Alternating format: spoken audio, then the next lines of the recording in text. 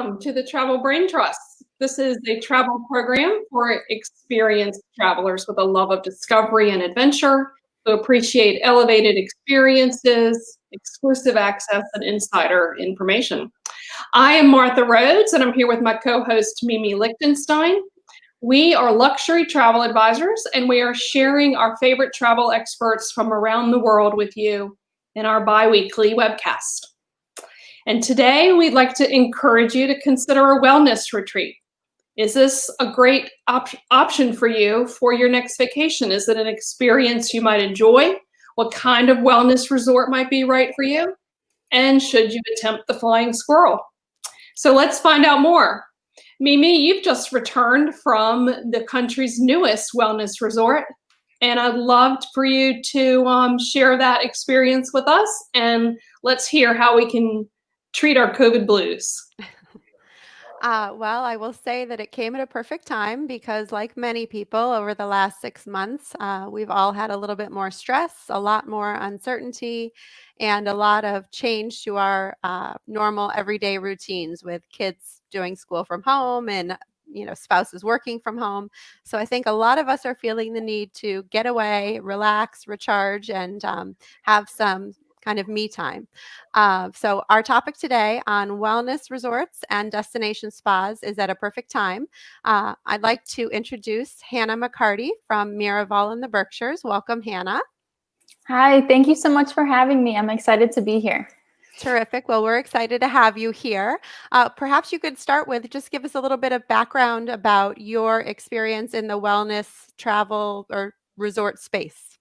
Sure. So I've worked at Miraval Resorts for almost a little over 2 years now. I helped open Miraval Austin in Austin, Texas. And as you ladies mentioned, I'm now at our newest location in Lenox, Massachusetts. I've also visited Miraval, Arizona, and just have been a really big fan of the wellness industry for a long time and, staying up to date on all things spa and wellness related. Okay. Well, so a lot of people, and even me when I was doing research for today, wonder what's a destination spa versus a wellness resort? Do they fit into a nice little box that one is a little different than the other? Or are they more, overlapping in what the services they have and the activities that they offer? Yeah, so I would say the similarities tend to be that most wellness resorts or destination spas are inclusive, kind of focused on wellness of some kind. There are three main factors that distinguish between them, and that would be number one, the focus of the resort. So some are going to be more fitness, medical, mindfulness, activity focused. Number two is the size of the resort or the spa, which also correlates to the amount of spa services or the size of the menu that spa might offer. And number three is whether or not they serve alcohol. So some resorts do, and then some resorts don't. Got it. And so it's fun when I was doing the research for this and we put together a nice little summary that we can share with you guys.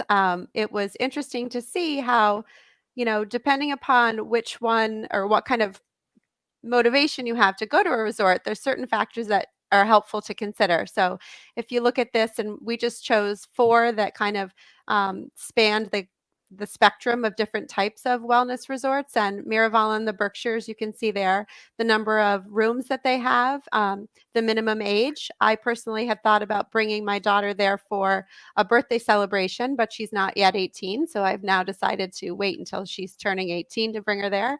And then Miraval and Carillon, as you can see, they both have alcohol that's provided, or not provided, that's available, but Canyon Ranch and the Ranch at Malibu are more of a place where you're going to be focused on what you're eating and not what you're drinking.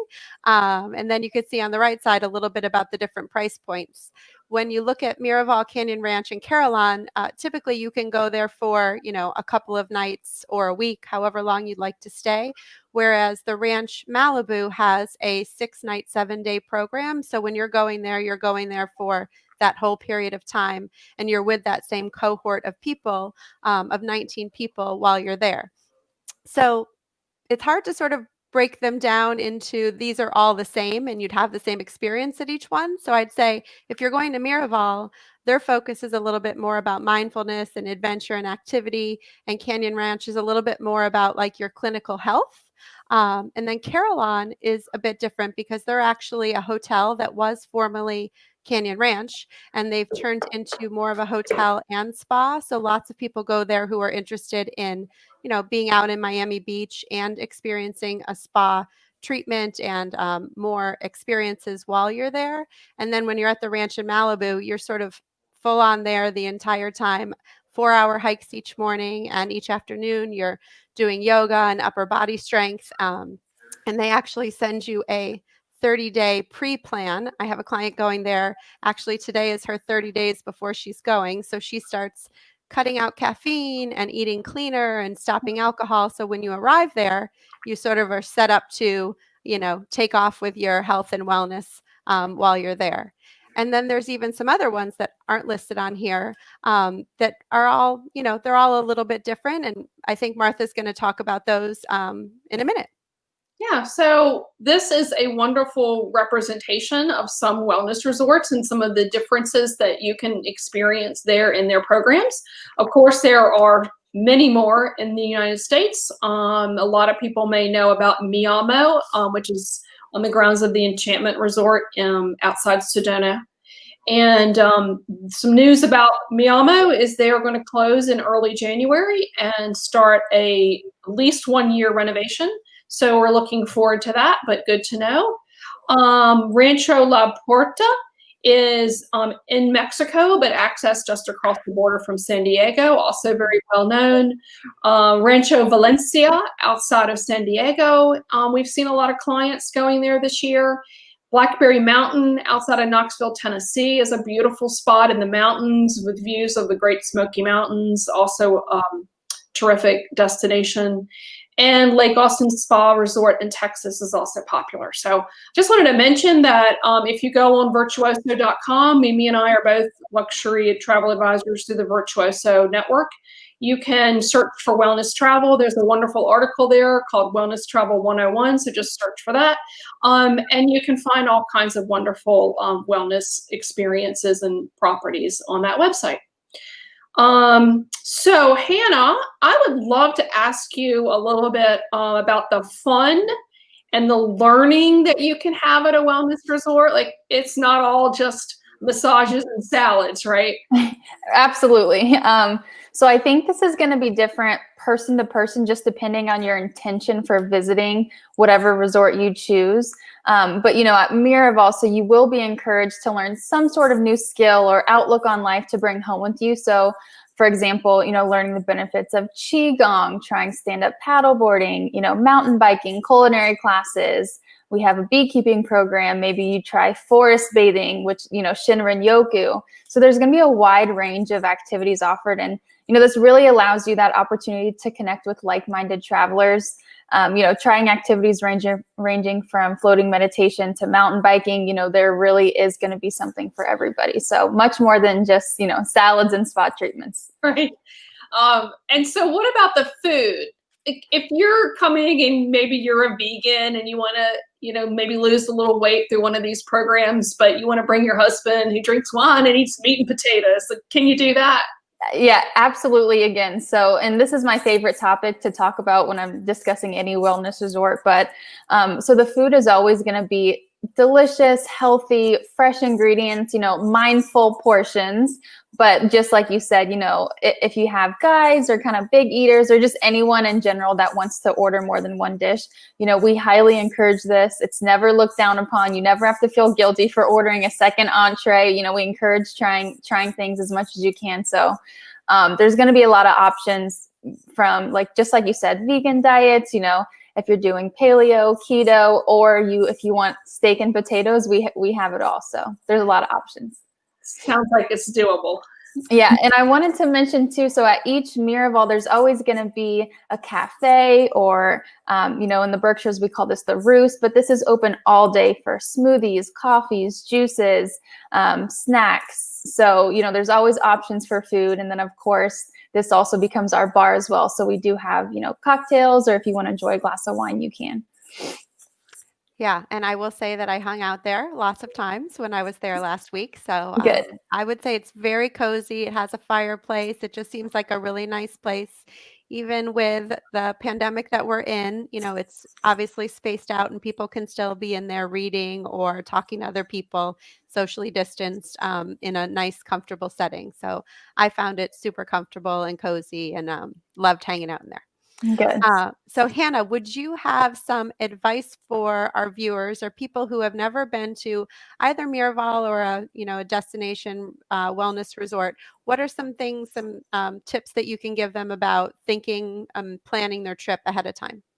Yeah, so I would say the biggest tip is just book ahead. Book it, once if you clear the dates with work or however you figure your schedule out, the farthest you can book ahead is best. But also right now, we know people may not know what life is going to look like next week. So we have a 24-hour cancellation policy across all the Miraval brand. So as long as you cancel 24 hours before check-in, you can get your deposit back. So it kind of gives you that peace of mind, right, that we're all looking for as everything is so uncertain. But another really big tip I would give is to book, whenever you book with Martha or Mimi, whenever you work with an advisor, the same rates are going to be available, but you're going to have extra benefits. So this is a huge benefit from, your room, upgraded rooms, early and late checkout is going to be priority when you work with an advisor. Our relationship is strong, so we work with, the best room placements. We really take into consideration what your preferences are going to be. You're going to get an additional resort credit when you book with an advisor. Oftentimes we have minimum night length of stays, but we can kind of wiggle around that if you work with an advisor again. And then also personal attention from our hotel management. We already know who you are, who your guests are whenever they arrive. So another big tip is also Hyatt points. So a lot of people are point people. So Miraval is part of Hyatt. So you do earn points for your stay too. So remember to add your World of Hyatt number. Good to know. It's funny. I have some clients who are very, very, adamant about going places where they use their points. So it's good to know you guys are affiliated with them. And I also just wanted to throw in a couple of my own tips from my trip there. And that is the day of arrival and the day of departure, even though you can't, get into your room normally until 3:00. Perhaps it'll be ready early, again, if you book with an advisor, but you can still show up on property in the morning and enjoy a full day of activities, have lunch and everything. And the same goes for the day of departure. You can book activities through, 5:00 and enjoy the afternoon there, and then head home in the evening. So you can really maximize the day of arrival and day of departure if your schedule allows. And some people even go as far as, if you're going to be flying out, let's say to Tucson or to California to a spa, perhaps fly out the night before and stay in a hotel near the airport and then go the next day to the spa, just so you can enjoy the maximum amount of time that you're there. And then also book your hotel reservations, your dinner reservations and all the experiences when you do book the reservation, because they all fill up. They're normally small group experiences. So if you book them right away, you're guaranteed to have them, and you can always change your mind later. So I would highly suggest that you do that. And then my last bit of advice is, don't book a Pilates class for right after your massage, because it's entirely possible you will get out of a massage and want to go, take a nap or lounge around rather than going to an exercise class, which is what I did. So I highly recommend that you not do that. And so I would say, Hannah, do you have other thoughts about, the benefits of going to one of these places, especially right now, and the types of people who go to them? Are they all, women? Are they couples? Who's showing up? I would say first for the benefits. So really spending time at any destination spa or wellness resort is going to just allow you to slow down. Really depending on the resort you go to, they may allow you, to deplug, unplug from all of your digital devices, kind of spend time relaxing, focusing on yourself, eating healthy, maybe exercising and, starting a new routine, but also to maybe push yourself out of your comfort zone. Like we were kind of showing some of the outdoor adventure activities earlier. And then I know I mentioned this earlier, but, when you participate in these activities that are so kind of niche focused, you connect with like-minded travelers again. So if you're a solo traveler, like what you just mentioned, you're going to find people that have the same interests as you. And, those conversations happen naturally. Maybe you see them in passing, you're in multiple classes. So people do make lifelong friends at some of these resorts when they travel solo. But going into who you ask comes here, we see a lot of couples, mother-daughters, maybe multi-generational, but also a lot of men. We've noticed quite a few groups of men.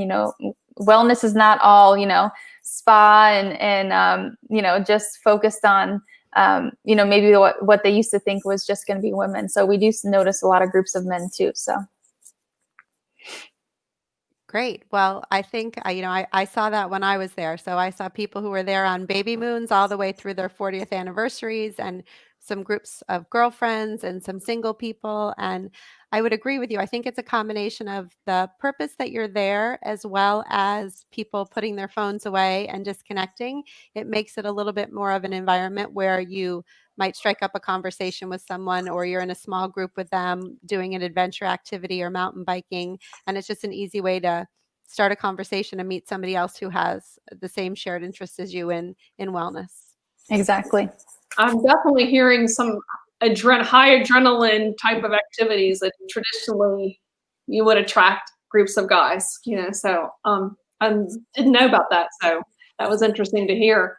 And I wonder about this flying squirrel, if that's something in that category. It sounds like it might be.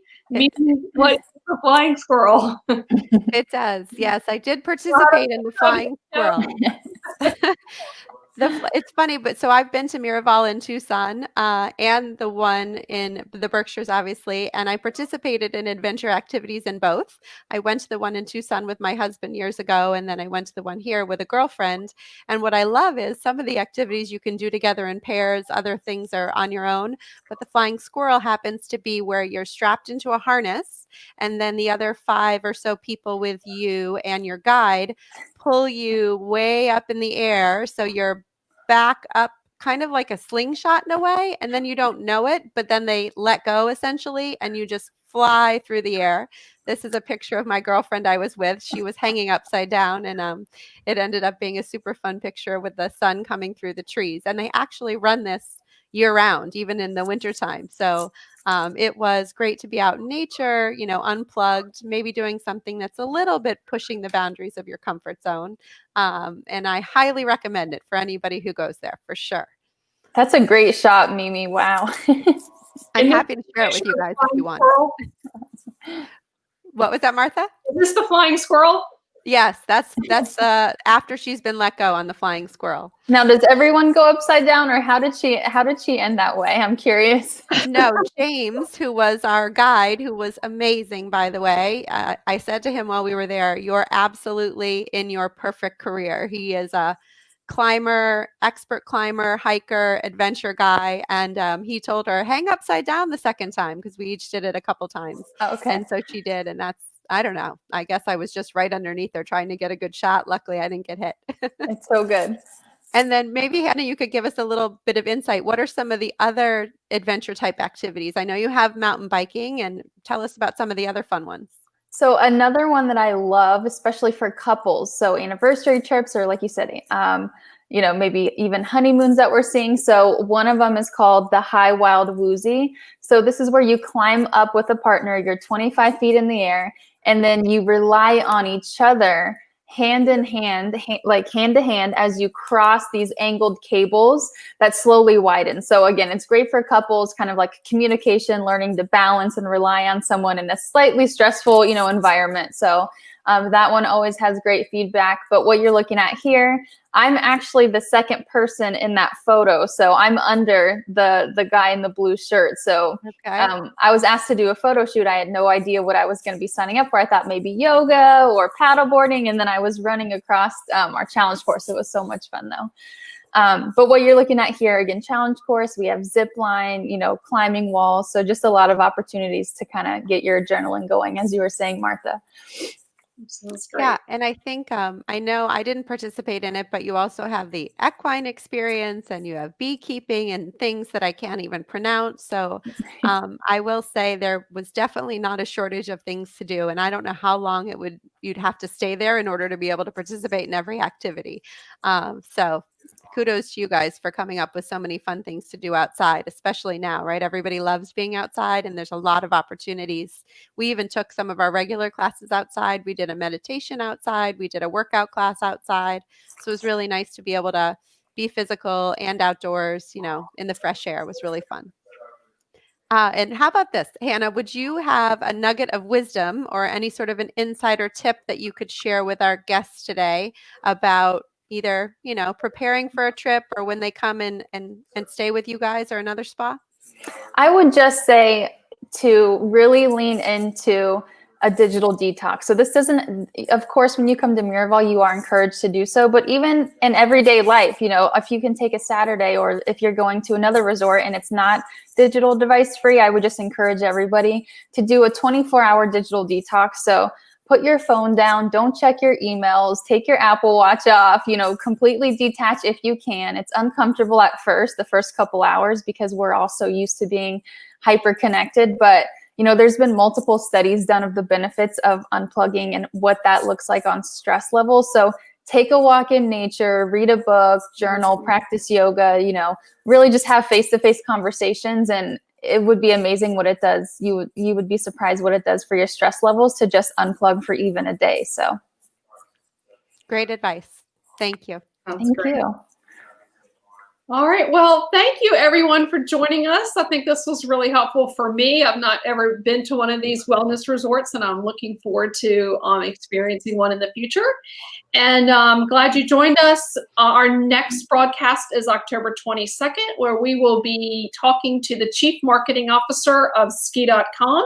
And he's got some very important updates for you that you need to know for planning a ski vacation this year, because lots of things have changed, especially your lift tickets and getting on the slopes. So we're going to have some very valuable information for you in 2 weeks. So you can find us on LinkedIn, YouTube, and Facebook under the Travel Brain Trust. And that's where we stream live, and we'll post updates there and reminders for the shows. After our skiing episode, we will be talking about Hawaii. And then after that, we'll be talking about planning safaris. And we have many, many more topics in mind, and would love your feedback on what you'd like us to talk about. What are your travel dreams? So let us know. Thanks for joining us, and we'll see you in 2 weeks. Bye. Thank you. Bye. Bye-bye.